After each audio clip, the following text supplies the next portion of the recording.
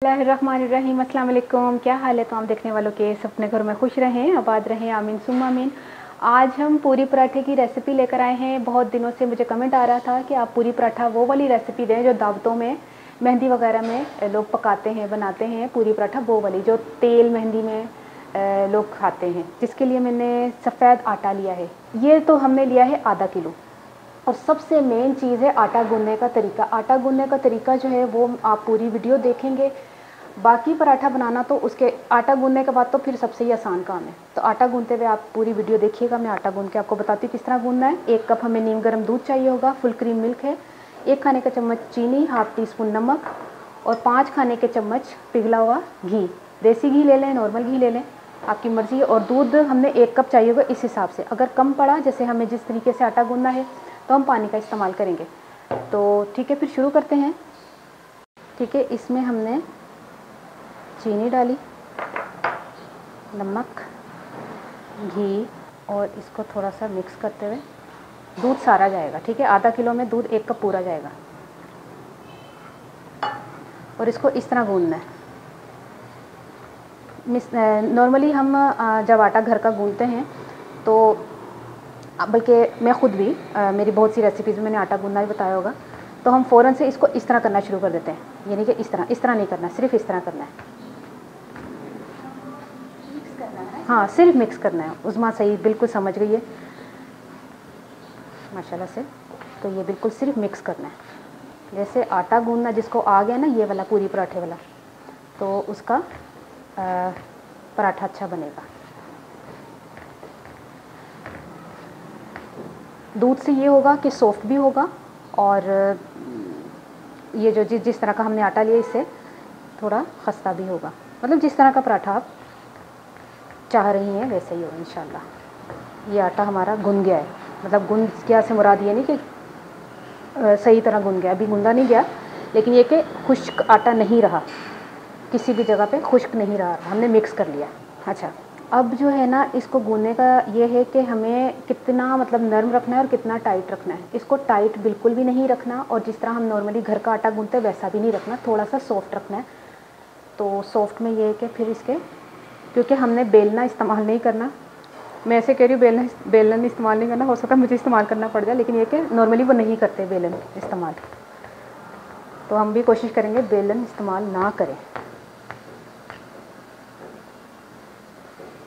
ये सिर्फ मिक्स कर किया।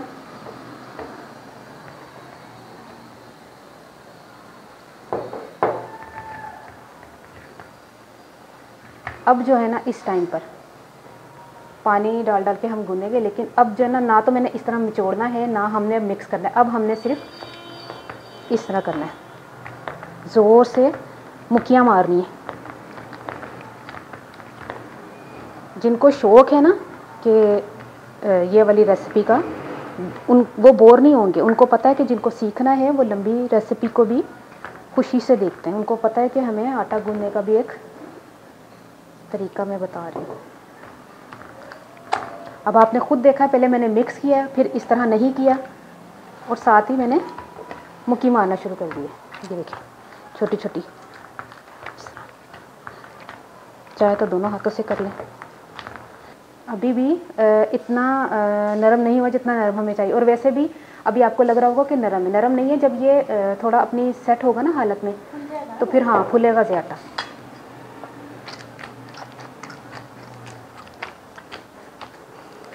ये आटा हो गया तैयार। इसको हमने रखना है हाँ, क्योंकि जितना देर रखेंगे उतना ही अच्छा जो है ना पराठा बनाने लचक आएगी। खुद ही देखिए परात से साफ़ होता जा रहा है। ये देखिए, क्योंकि सही तरह गूंदा जा रहा है ना। ये देखिए, परात पे भी नहीं लग रहा, हाथों पे भी नहीं लग रहा, बस अच्छा सा गूंदना है। ये गूंद गया। अब हम इसको इसमें नहीं रखेंगे, इसको रखते हैं किसी छोटे बर्तन में। 5 से 6 घंटे के बाद मैं इंशाल्लाह मिलती हूँ। देखिए 5 घंटे हो गए हैं आटा गूंदे हुए। अब क्या करते हैं, इसको पेड़े कर लेते हैं और थोड़ा सा घी जो है वो परात को लगा लेते हैं ताकि पेड़े जो है वो चिपके नहीं। अगर आपने रात को गूंदना है आटा तो फ्रिज में रख दीजिएगा, और अगर गर्मी का मौसम है तो फिर भी फ्रिज में रख दीजिएगा। मैंने बाहर रखा हुआ था, मौसम इतना गर्म नहीं है। अब क्या करना है, छोटे छोटे हमने पेड़े करने हैं। ये देखिए, अच्छा मेरी कढ़ाई ही के हिसाब से मैं पेड़े कर रही हूँ। कमर्शियली जो होते हैं ना तो वो थोड़े बड़े होते हैं और मैं ज़रा अपने हिसाब से पेड़े कर रही हूँ, क्योंकि हमारे घरों में तो इतनी बड़ी बड़ी कढ़ाइयाँ नहीं होती जो कमर्शियली इस्तेमाल करते हैं। ये देखिए, इस तरह पेड़े करने, और जब पेड़ा करना है ना उस पर भी आपने घी लगा देना है। अच्छा, घी गर्म करने के लिए मैंने रखा हुआ है, और इस जगह पर जहाँ पर हमने पूरी पराठा बनाना है उस पर घी लगा लें। और दूसरी बात क्या बतानी थी कि खुश का इस्तेमाल नहीं होगा, ना बेलना इस्तेमाल होगा, ठीक है। मैं अपनी कढ़ाई के हिसाब से पूरी पराठा बना रही हूँ। मैं फिर बार बार बोल दूँ कि कमर्शियल तौर पे थोड़ा सा पेड़ा बड़ा होता है और बड़ा पराठा बनता है, ठीक है।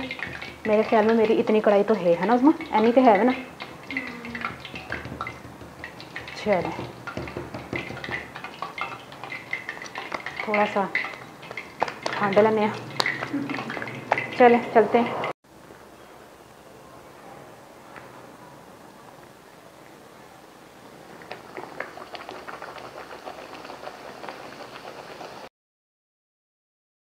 बहुत तेज़ गरम घी होना चाहिए, फिर आपने पूरी डालनी है, और आपकी मर्ज़ी आपने कितना क्रिस्पी करना है, कितना कलर पूरी को होना चाहिए। इसको निकाल लेते हैं। ये देखें, इसी तरह हम तमाम को ना पूरियाँ बनाकर मैं बताती हूँ कि किस, और इतना पेड़े करने के बाद इतनी देर रखना है कि कम से कम हाथों से ये सेट हो जाए। ये ना हो कि पेड़े रखे तो साथ ही आपने बनाना शुरू कर दिया तो वो बनेगी नहीं सही तरह से।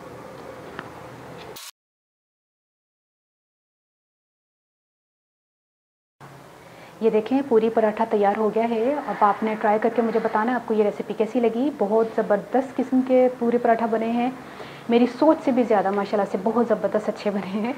और ट्राई करके मुझे ज़रूर बताइएगा। और वो बच्ची जो है वो खुश हो जाए, पता नहीं क्या नाम है उनका, मैं भूल चुकी हूँ। अगर वो देख रही है तो कमेंट ज़रूर कर दीजिएगा कि आपने बहुत दिनों से फरमाइश की हुई थी।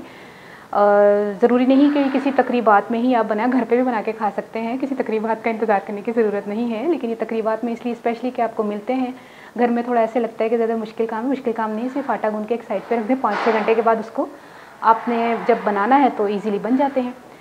ट्राई करके मुझे ज़रूर बताइएगा। हूँ मैं पंजाबी सासा कि मैं आधा किलो आटा लिया सी, सफ़ेद आटा पराठे वाला।